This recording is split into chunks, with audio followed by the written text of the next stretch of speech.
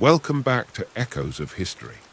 In the heart of the city, where the sound of wheels clattering against stone mingled with the calls of vendors, the insula rose in tiers above the narrow street.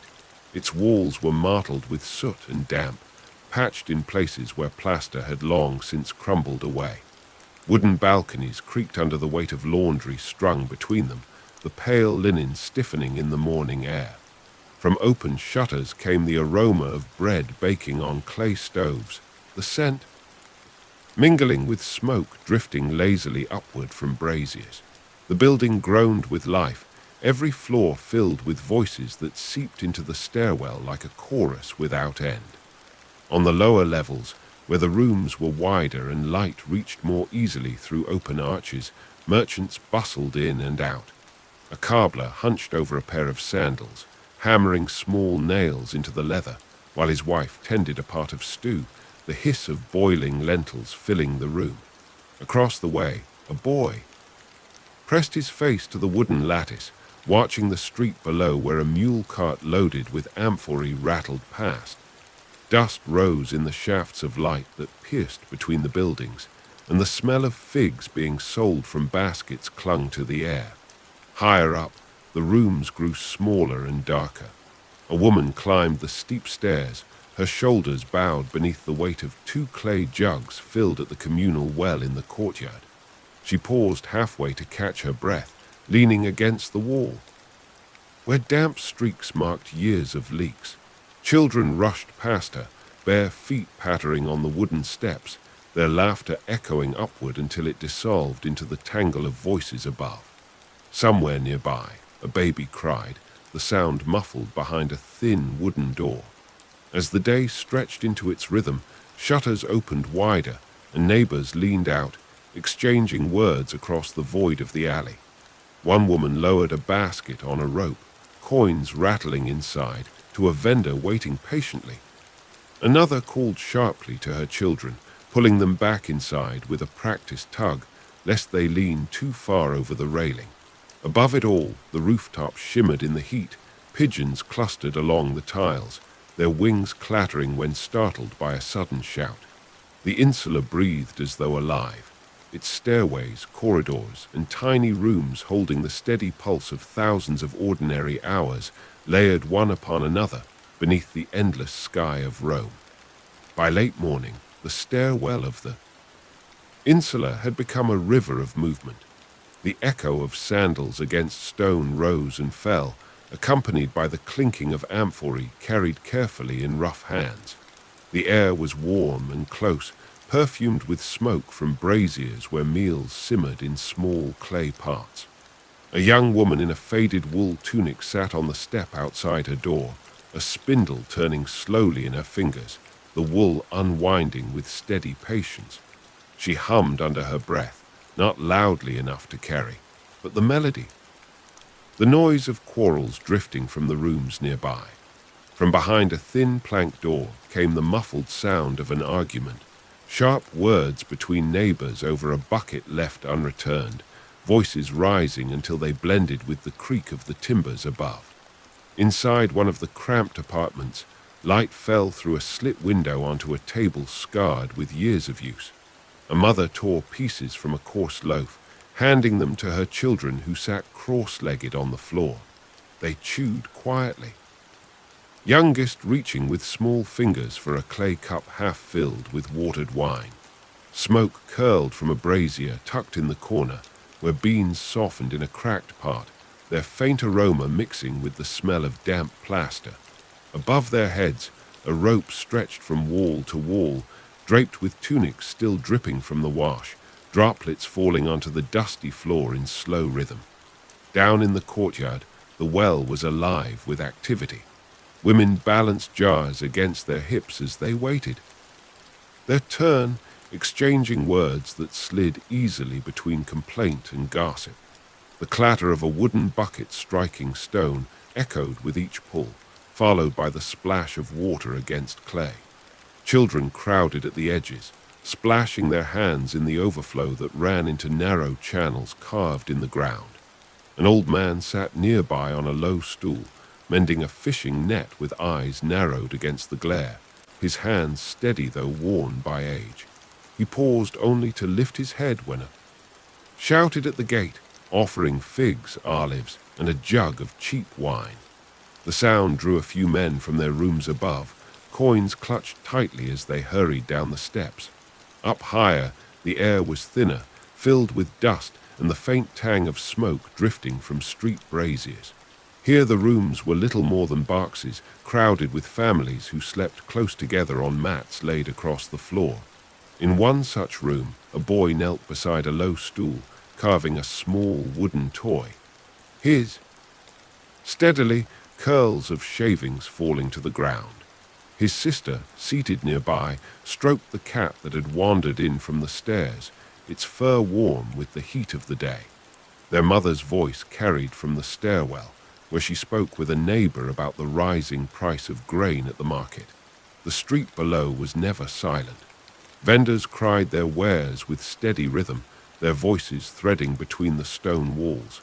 A man led a donkey laden with amphory, urging it forward with a low murmur. Somewhere beyond the insula's shadow, the clang of a blacksmith's hammer rang against iron, sharp and insistent.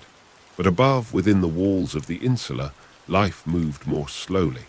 On a balcony draped with linens, a young couple leaned together, their quiet conversation hidden beneath the constant chorus of the city. The woman's hand traced idle patterns on the railing as she listened, her eyes drifting over the roofs that stretched toward the forum. By midday, the heat pressed heavily against the insula. Windows stood open wide, though the air that drifted through was warm and close. Oil lamps, though unlit, already waited on shelves for the fall of night. The building's timbers creaked as though settling under the weight of so many lives, while pigeons shifted on the roof tiles, their wings flicking as shadows moved across the sunlit walls.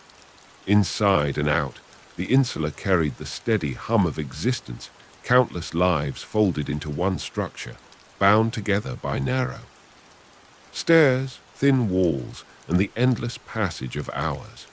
As the afternoon unfolded, the insula seemed to sink into a rhythm that had repeated itself for generations. The lower rooms where merchants lived and worked buzzed with energy. A tanner unrolled strips of leather across a wooden bench, the sharp tang of his trade spilling out into the hallway. His apprentice, barely more than a boy, worked the hide with clumsy strokes, his brow furrowed in concentration. Next door, a woman with hands lifted a pot of lentil stew from the brazier, setting it on the floor so her children could dip coarse bread into its steaming depths. They laughed softly, their mouths full, the clamor of the street drifting through the window as a distant counterpoint. Up one floor, the light grew dimmer. A cluster of neighbors gathered in a small common space, their voices hushed. Dice clattered against the floorboards as two men bent over a game, while a third looked on, sipping from a cup of watered wine. The air smelled of smoke and sweat, but their mood was easy, punctuated by bursts of laughter. Beyond the open door, a girl crouched in the stairwell, braiding strips of wool into a makeshift toy for her younger brother. The boy tugged at her sleeve impatiently, pointing at the half-finished braid as if to hurry her along. On the higher levels, life moved with slower steps. A woman sat cross-legged on a reed mat, her back against the plastered wall, gently rocking her infant to sleep. Baby's cry, sharp only moments earlier, now faded into soft breaths, the steady rhythm of rest. Shadows stretched across the floor, broken by thin lines of light from the shutter. In the corner, a clay jug of water gleamed faintly, its surface still cool from the well. Above the family's heads, rafters groaned, and dust sifted down in tiny, almost invisible clouds. The stairwell was never empty. A young man, his tunic damp with sweat, descended quickly with a basket balanced again. Inside were olives, cheese, and a twist of salted fish wrapped in cloth, bought from the market before the stalls closed. He moved past an older woman climbing slowly upward, pausing now and then to rest her hand against the wall. Her basket carried laundry, still damp and heavy, leaving droplets that darkened the wood as she ascended. Their brief nods were the only exchange, the endless rhythm of shared passage binding them together without words. In the courtyard below, children shrieked delight as they chased one another in circles around the well. A stray dog barked, snapping at their heels, until one boy offered it a crust of bread. Women leaned against the stone rim, speaking of shortages, of husbands away too long, of the fire that had broken out in another district only weeks earlier. The fear of flames lingered always in their voices. In buildings such as these, fire was a constant shadow. An old man coughed heavily in the corner, spitting into the dust before it. To his task of repairing a cracked basket with steady, gnarled fingers. From the rooftops, the city stretched outward in a sea of tiles and smoke. Laundry snapped in the breeze, white and grey against the deep ochre of the walls. A boy perched on the edge of the roof, scattering crumbs for the pigeons that clustered near. He watched them wheel into the sky, their wings flashing briefly in the sun before disappearing beyond the rooftops. Below him, the insula carried on, each level humming with its own life, every wall whispering with the small moments of the day. Toward the late afternoon, when the sun angled low and the streets outside were awash in long shadows, the insula's inner chambers thickened with warmth. The walls, long since soaked by the midday heat, released it slowly back into the air. Within the narrow apartments, families shifted into the patterns of evening. A boy bent carefully over a clay tablet, tracing characters with a stylus as his father dictated. Deep but patient. Across the hall, an elderly woman sat near her doorway with a basket of herbs, stripping leaves into a bowl, her hands moving in a rhythm born of habit. She hummed softly, her song threading with the laughter of children darting through the stairwell. The staircases themselves were alive with sound. Steps creaked under hurried feet as neighbors carried baskets of bread and jars of wine up toward their homes. A jar slipped in one man's grasp, shattering against the stone with sharp crack. The liquid pooled quickly, dark and fragrant, as others muttered and stepped carefully around the spill. Above, two boys crouched on the landing, tossing knucklebones, their laughter rising with each throw, though they fell silent when a stern-faced matron passed, her gaze sharp enough to scatter them into the shadows. In a cramped upper room, a woman bent over a clay brazier, coaxing its embers back to life with a steady breath. She dropped a handful of chopped leeks into a pan, the hiss of oil filling the space with its sharp note. Behind her, her daughter sat plucking at a reed flute, the melody uneven, halting, yet sweet in the thick air.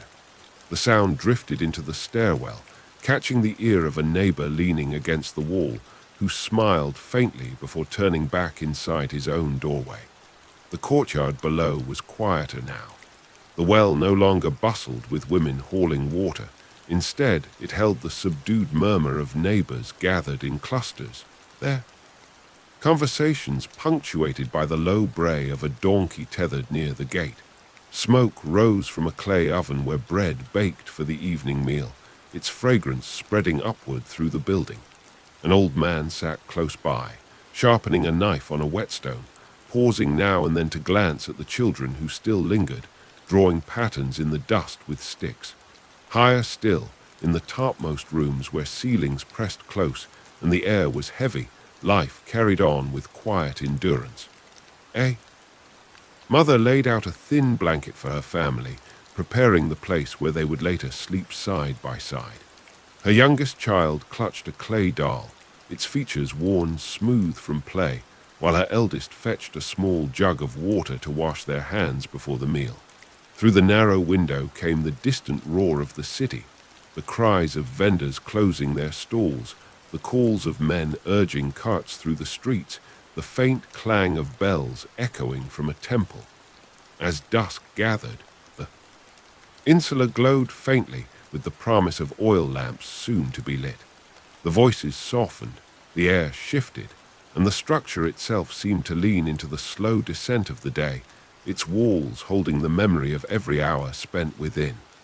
As dusk settled, the insula transformed into a world of dim light and murmuring voices.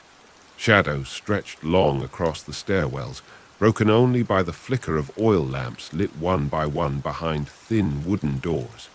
The air smelled of smoke and warmth, mingled with the acrid tang of burning oil.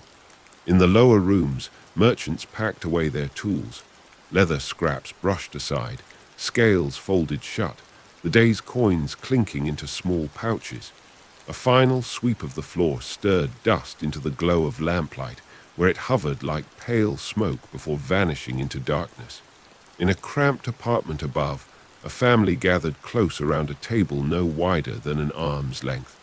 Bread, olives, and a shallow dish of beans were laid between them, children reaching eagerly as their parents portioned carefully. The sound of chewing, the clink of pottery, the quiet murmur of a prayer before eating, all blended into a rhythm as steady as the heartbeat of the building. Beyond the shutters, the noise of the street dimmed, though the distant cry of a wine cellar lingered longer than the others, echoing through the narrow lanes until silence finally swallowed it whole. Along the stairwell, the walls breathed with life. A woman bent low to light a lamp, shielding its fragile flame with her hand against a draught that slipped through the cracks. Nearby, two men argued in hushed tones, their words too quick and sharp to follow, until one fell silent, leaving only the sound of his footsteps retreating upward.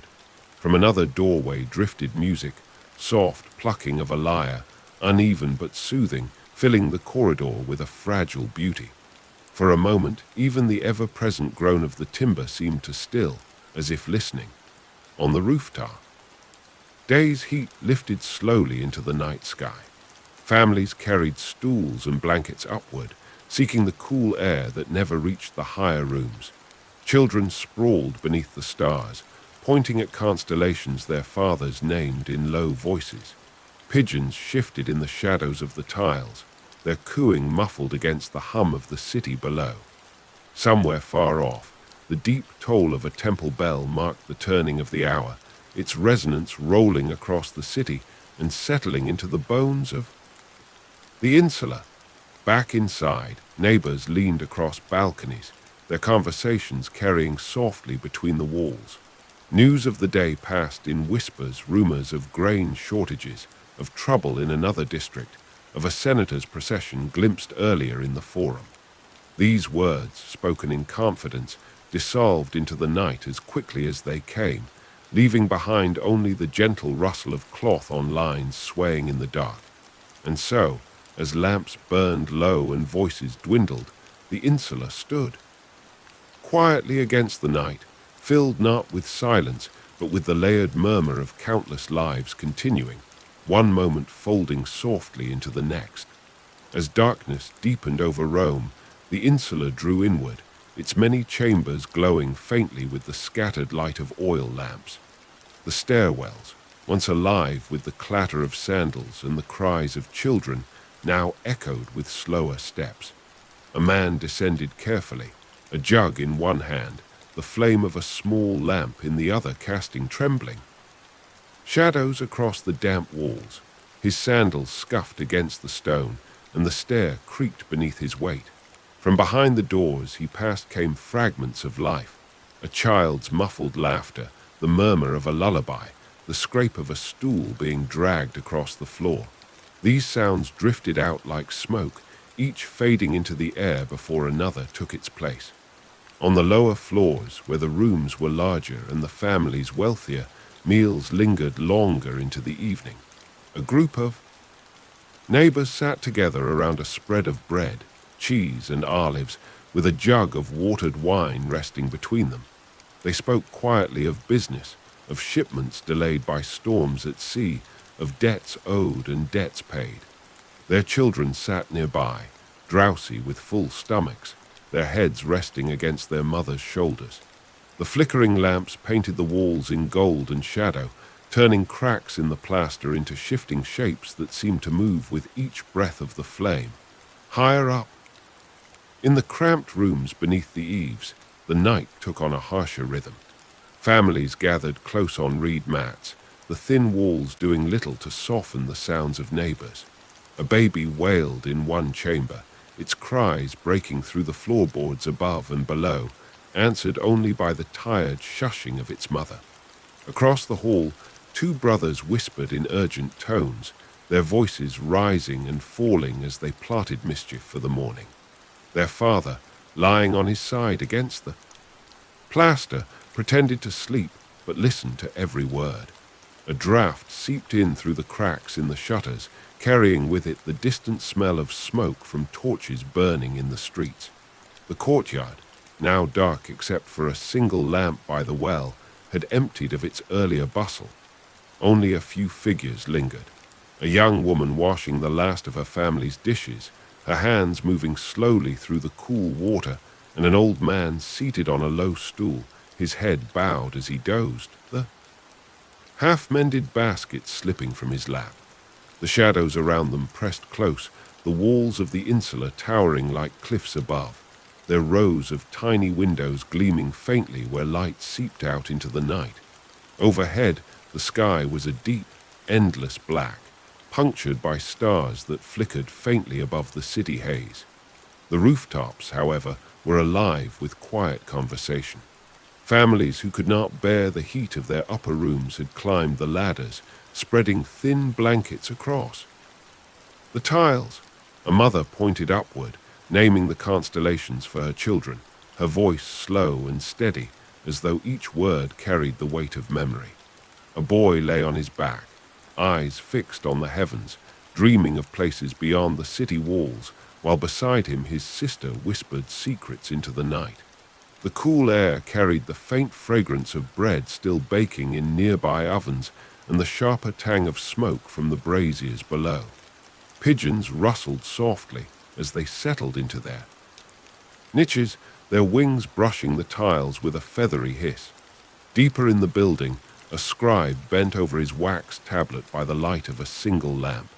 His hand moved carefully, carving letters into the soft surface as the rest of the insula quieted. Each scratch of his stylus sounded loud against the silence, yet he worked on, his lips moving faintly as he repeated each word to himself. From time to time, he paused to dip a crust of bread into the dish beside him, chewing slowly, leaving the dim glow of the lamp. Across the hall, a woman combed her daughter's long hair, the strands catching the lamplight like threads of bronze. She whispered softly as she worked, telling her child of the morning chores to come, fetching water, sweeping the stairs, helping with the laundry. The girl's eyelids drooped, heavy with sleep, until the comb stilled and she leaned against her mother's arm. All throughout the insula, such moments unfolded in silence, a man laying out tools for the next day's labor, a child tracing shapes in the dust before sleep, a woman placing fresh oil into the lamp so it would last until dawn. Each action, though small, carried the weight of survival in a city that demanded much of its people. The insula itself seemed to breathe, its timbers groaning softly, its plaster settling with faint cracks. The voices that once filled its stairwells were now reduced to murmurs, sighs, and the steady cadence of lives folding gently into night. And above, the city continued, distant shouts rising from taverns, the tramp of watchmen's sandals on the streets, the sudden bark of a dog in the shadows. These sounds seeped through the walls and windows of the insula, reminding its tenants that though their rooms were small, they lived at the heart of an empire that never truly slept. As the night deepened, the insula became a hive of muffled endurance, a towering frame of wood and stone that carried within it 1,000 small worlds. The stairwells, now mostly deserted, echoed only with the occasional step of someone returning late, their tread softened by the weight of weariness. A man climbed slowly, his shoulders bent, a bundle of firewood strapped across his back. The smell of pine resin clung to him, sharper than the smoke that already filled the air. He passed doors closed tight against the chill, behind which families lay close together, seeking warmth not from blankets, but from the simple presence of one another. the creak of each step he took joined the low symphony of the building, the hum of voices, the sigh of rafters, the faint drip of water where the plaster never quite held. In the lower rooms, where wealth afforded larger spaces, the glow of lamps still lingered. A merchant sat with his ledger open on the table, the ink from his reed pen smudging faintly under his hand. His wife, seated nearby, mended the hem of a tunic, her needle flashing briefly in the lamplight with each careful stitch. Their children, since put to bed on mats along the wall, stirred restlessly, their dreams filled with the noise of the city that still reached even here. The clatter of a cart returning late, the murmur of a tavern across the street, the cry of a dog startled in the night. The merchant set aside his pen at last, rubbed his eyes, and listened to the sounds as though measuring them, the pulse of Rome beating just beyond his door. Higher up, in rooms where ceilings pressed low and the air felt heavy, lives unfolded with quieter tones. A mother sat cross-legged on the floor, her child nestled against her chest, the baby's soft breath dampening the cloth of her tunic. She rocked gently, her eyes half closed, humming a song she had learned from her own mother in a village far from the city. The melody was low, almost inaudible, yet it filled the cramped space more completely than the lamp that flickered on a shelf. Her husband lay nearby, his body stretched on a reed mat, staring at the plaster above.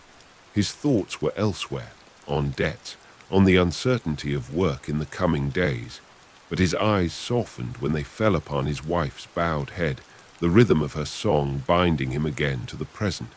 In another room along the stairwell, a group of men gathered around a board scratched into the surface of the floor. Small stones served as counters, moved carefully by calloused hands. They played by the light of a single lamp, the flame flickering each time a draft whispered. Through the cracked shutters, their voices rose and fell with the game, good-natured laughter, muttered curses, the sharp intake of breath when a move turned against them.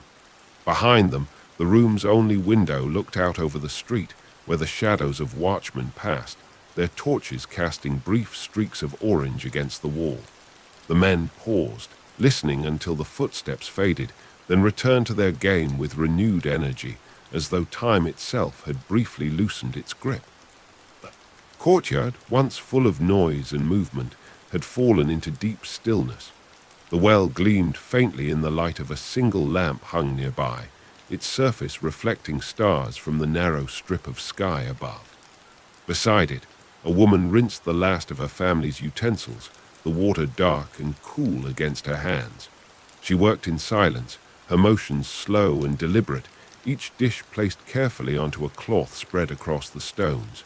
A stray dog, ribs sharp beneath its fur, lay waiting for a scrap. The woman tossed it a crust of bread without looking, her eyes fixed instead on the sky, where the stars glimmered faintly through the haze of smoke rising from countless hearths. An old man watched her from a bench along the wall, his hands resting atop his cane, his breath clouding faintly in the night air. He remembered other nights, other courtyards, and though the insula was always the same, the faces within it changed as swiftly as the turning of seasons. On the rooftops, the night was gentler. Families stretched out on woven mats, their voices hushed, their eyes turned upward toward the heavens. The city below continued its restless song, but here, above the dust and heat, the stars spoke more clearly. Children pointed at constellations, naming them as best they could, while their parents filled in the stories. The hunter and his hounds, the great ships sailing across the sky, the goddess watching over the harvest. A young boy, his head pillowed on sister's arm, asked no questions, but listened intently, storing each word for the nights to come when he would trace those same patterns alone. The breeze stirred their blankets, carrying with it the faint smell of roasted grain from a bakery still working through the hours of darkness. Deep within the building, the insula itself seemed to settle. Its beams groaned softly, its plaster walls exhaled the heat of the day, and the stairwells held their silence like a sacred trust. But within those walls, countless gestures endured, the quiet clasp of hands in the dark, the careful folding of clothes set aside for the morning, the whispered stories told to children already half asleep. These were not moments of history to be carved in stone, yet they formed the true rhythm of the city. The pulse of Rome lived out not in the grandeur of marble forums, but in the breath of families nestled close within the fragile embrace of wood, plaster, and firelight. And as the night pressed on, Insula endured, vast and fragile at once, carrying the weight of lives that turned like the constellations overhead, slowly, steadily, unceasingly. By the deepest hours of the night, when most of Rome had settled into uneasy rest, the Insula remained a vessel of countless murmurs, each room its own fragile world. The stairwells lay hushed, their stones still holding the warmth of the day, though now cool draughts wandered up from the street below. A lantern swung faintly at the entrance, its flare guttering as the night wind pushed through the cracks, sending thin fingers of light dancing along the walls. A rat scurried across the steps, its claws scratching against the plaster before disappearing into the shadows, leaving behind only silence once more. In the lower chambers, where wealth kept lamps burning longer, families still lingered at their tables. A man unrolled a scroll, his eyes straining in the wavering glow as he recited lines of poetry half-remembered from his youth. His wife listened, her head resting against her hand, though her eyes had already drifted toward the children curled on mats nearby. Their breathing came soft, and even one child clutching a clay figure of Mercury, its features worn smooth from play. The father's voice faltered at last, his words dissolving into the quiet. He set the scroll aside, extinguished the lamp with a careful breath, and the chamber fell into darkness. Above them, in smaller, darker rooms, sleep came harder. Pierced the walls, shrill and unyielding, echoing into the stairwell until weary hands lifted the child and pressed it close. The mother rocked gently, whispering low fragments of lullabies, her shadow moving back and forth across the cracked plaster. Nearby, her husband shifted restlessly, turning from side to side on a mat too thin to soften the hardness beneath. The air was heavy with the smell of smoke and sweat, and even with the shutters cracked open, no coolness drifted in. Still, exhaustion overcame them, and by degrees their world stilled, save for the quiet breath of the child finally soothed to sleep. In the courtyard, the well sat in silence, the rope hanging slack against its side. The old man who had lingered there earlier now slept in a corner, wrapped in a tattered cloak, his basket still unfinished at his feet. The lamp that had burned beside the stone rim flickered weakly, casting just enough glow to catch the faint glimmer of water below. The stray dog lay nearby, nose tucked against its paws, its ribs rising and falling in slow rhythm. The hush of the courtyard carried upward, as though even the building itself breathed easier in the pause of these hours. On the uppermost floor, where ceilings sloped low and walls pressed close, families lay in close knots. A boy stirred, sitting up to listen to the sounds of the city beyond. Through the slit of the shutter, faint noises reached him, the call of a watchman's horn, the distant rumble of a cart. Passing too late, the dull echo of voices raised in drunken cheer. He watched the shadows shift across the floor as a torchlight flared briefly outside, then fade again into darkness. Beside him, his sister slept, her hair spread like a fan across their shared blanket. He lay back down slowly, eyes wide, until at last the weight of the night pulled him under. The rooftops were softer. Here, under the vault of stars, men and women lay stretched upon thin mats, their faces turned up. City's breath rose all around them, smoke rising from unseen braziers, the distant hum of voices that never fully ceased. A woman traced constellations with her finger, her child following the line of her hand with solemn eyes. She spoke of gods and heroes, her voice steady, though her child was already slipping into dreams. Nearby, two young men sat at the roof's edge, speaking in low tones about work on the morrow, about ships arriving at the port, about wages too thin, rent due at week's end. Their words carried briefly, then fell into the folds of the night. Within its walls, the insula groaned and whispered like a living thing, holding tight to its tenants as they surrendered to sleep. Lamps burned out one by one, plunging the stairwells into darkness. Only the occasional cough, the stir of a restless dreamer, or the soft cry of a child broke the silence. And yet in those fragile hours, the building stood as it always had, crowded, imperfect, alive, an immense cradle for the 1,000 unrecorded lives that pulsed quietly within its frame, waiting for the dawn to summon them back into the endless rhythm of Rome. Toward the edge of dawn, the insula stirred again, though not with haste, but with the slow, half-conscious movements of a place between sleep and waking. The beams creaked faintly as men rolled onto their sides, children shifted in their dreams, and women pulled thin blankets higher against the morning chill. The air had cooled during the night, and now it pressed through cracks in the shutters with the faintest breath of damp stone and smoke drifting from dying embers below. The silence was fragile, filled with the sounds of sleep itself, the soft rustle of mats, the sigh of a child, the wheeze of an old man whose breath rattled in his chest. In the lowest chambers, a single lamp still burned, forgotten and sputtering, its oil nearly spent. The faint glow revealed a merchant slumped over his table, his head resting against his folded arms, scrolls scattered loosely beneath him. His wife had pulled a blanket over his shoulders before lying down herself, her form curled beside their children in the corner. A loaf of bread, left half-cut, lay on the board, its crust hardened in the night. Outside their door, the stairwell lay utterly dark, the air still carrying the faint sourness of spilled wine and smoke from extinguished lamps. Higher up, the first stirrings began. A mother sat awake, cradling her infant. Child shifted and murmured. She had not slept fully, her eyes heavy, but she hummed softly, rocking back and forth as though the rhythm itself could carry her through the hours. Her husband, already awake, pushed open the shutters just enough to peer into the faint grey light spreading slowly across the rooftops. The street below was quiet, save for a single cart rumbling past, the driver hunched low against the morning chill, his breath clouded in the air, vanishing as quickly as it came.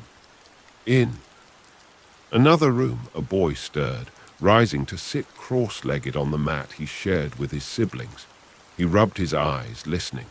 From beyond the insula, faint sounds crept in, the clink of chains as the city gates opened, the bark of dogs, the echo of voices as early workers made their way through the streets. The boy's sister rolled onto her side and mumbled, still caught in sleep, while their father shifted restlessly nearby, knowing the day would bring its demands soon enough. The courtyard remained shrouded in darkness, though faint lines of light stretched above its walls. The old man who had slept there shivered beneath his cloak, stirring as the dog beside him rose to stretch, shaking dust from its fur. The well gleamed faintly in the half-light, its rope damp with the dew that clung to every stone surface. Soon, women would come again with their jugs, but for now the courtyard held only silence, broken by the soft drip of water somewhere in the shadows. On the rooftops, the city revealed itself first. Families who had slept beneath the open sky rose slowly, their blankets damp with dew, their hair touched with cool mist. A mother rubbed her child's arms to warm them, while a boy leaned on the parapet, gazing at the horizon where a faint band of rose-colored light pressed upward against the fading stars. The pigeons stirred with the dawn, cooing softly as they spread their wings, shaking loose feathers that drifted across the tiles. Beyond the rooftops, the outline of temples, arches, and columns stood silent in the early haze, their grandeur distant, while here, atop the insula, the fragile machinery of daily life began again. And as the first clear cry of a vendor rose faintly from the street, a man calling out bread still warm from the oven, the building seemed to inhale, its tenants waking one by one, stretching, murmuring, shifting back into the rhythm that would carry them through another day in the endless heart of Rome. The faint light of dawn crept slowly across the city, touching first the high marble columns of temples and public squares, then sliding down into the tangled lanes where the insula loomed above its narrow street. Inside, the building began to stir in earnest.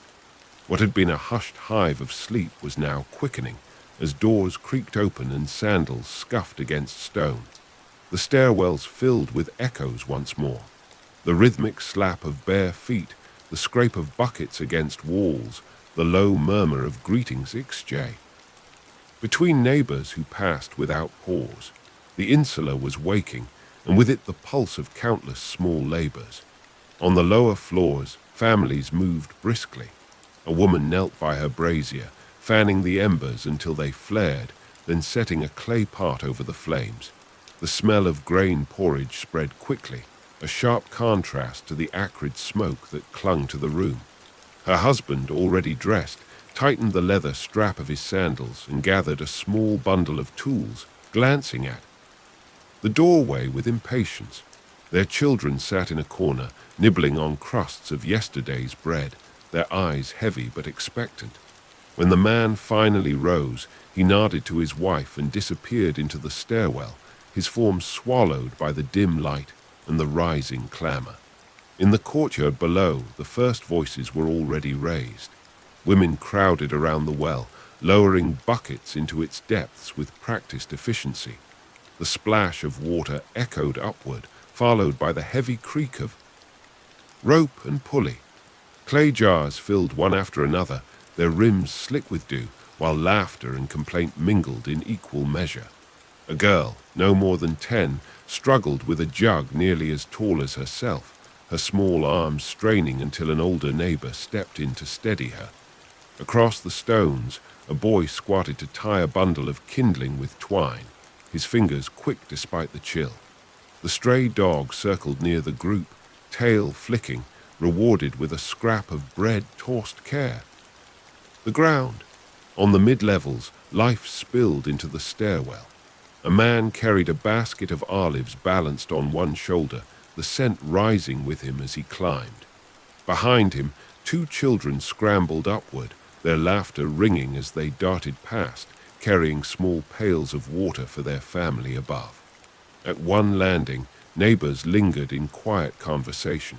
The price of grain, the gossip of an affair whispered through the walls, the rumor of a fire in a distant district. Their voices hushed. When footsteps approached, resuming only after the sound had passed, privacy was rare, but in the stairwells of the insula, even secrets clung like smoke. Higher up, the rooms grew smaller, darker, their occupants already weary from the climb before the day had truly begun. A mother bent to braid her daughter's hair, pulling the strands tight as the child winced but bore it silently. The father crouched by the window, mending a strap that had snapped from overuse, his fingers steady though. Roughened by labor, they ate in silence, bread softened with water, a few olives, a splash of sour wine. For them, as for so many, the morning was not marked by leisure but by endurance, a measured preparation for the long hours ahead. The rooftops, damp with dew, were alive with small rituals of their own. Families who had slept under the stars gathered their blankets, shaking them out into the morning air before folding them away. Children stretched stiff limbs and whispered to one, pointing at the city spread below. From this height, they could see the sun rising over the tiled sea of rooftops, gilding the domes of distant temples and catching in the columns of aqueducts that marched steadily toward the horizon. Smoke began to rise in thin lines from countless braziers, weaving into the morning sky like threads on a loom. The pigeons, restless now, beat their wings and lifted into the air in sudden bursts, their cries echoing across the tiles. By the time the sun Fully above the eastern edge of the city, the insula had become a hive once more. Doors opened and closed, neighbors called across balconies, buckets clattered, sandals struck stone. The air was heavy with the mingled scents of bread, smoke, oil, and damp plaster. The building itself seemed to sway under the rhythm of so many lives in motion, its timbers groaning faintly as though remembering the weight they bore. And within its walls, the day had begun, not with ceremony, not with grandeur, but with the countless gestures of ordinary survival, repeated endlessly, as steady as the turning of the sun itself. By mid-morning, the insula was fully alive, a labyrinth of stairways, rooms, and balconies humming with the weight of its inhabitants. The stairwell echoed without pause, feet ascending with buckets of water, feet descending with baskets of laundry or tools. The stone steps, worn smooth by generations, shone faintly in the shafts of light that pierced through narrow cracks in the walls. Voices overlapped in constant layers, not loud enough to drown one another, yet always present. A mother chiding a child, a man calling for his neighbor, a vendor below singing the merits of his figs. On the ground level, sharps spilled into the street. A cobbler sat cross-legged before his open doorway, working leather with his awl, the rhythmic puncture of tool against hide steady as a heartbeat. The smell of tanned skin mingled with the stronger, earthier scent of olives piled high. Baskets by a woman a few steps away, her voice rising and falling as she bargained with a customer. Behind her, smoke trailed from a brazier where skewers of meat sizzled. The fat hissed as it fell, sending up sharp bursts of fragrance that clung to the air. Children darted between the stalls, their hands reaching for crumbs and dropped coins, their laughter weaving into the din. One floor above, the corridor was narrower, dimmer. A washerwoman knelt by a basin, scrubbing tunics with hands, the water turning cloudy as she worked. Droplets fell onto the wooden boards beneath, darkening them in uneven patches. Across the hall, a door stood ajar, revealing a family crowded around a low table. Bread and cheese were shared carefully, each piece measured by habit. A jug of watered wine passed between them, the children sipping sparingly under the watchful gaze of their mother. From time to time, a neighbor leaned in through the open door to exchange a word or two there. Lo, their faces weary yet familiar. On the upper levels, the rooms were closer, the air heavier.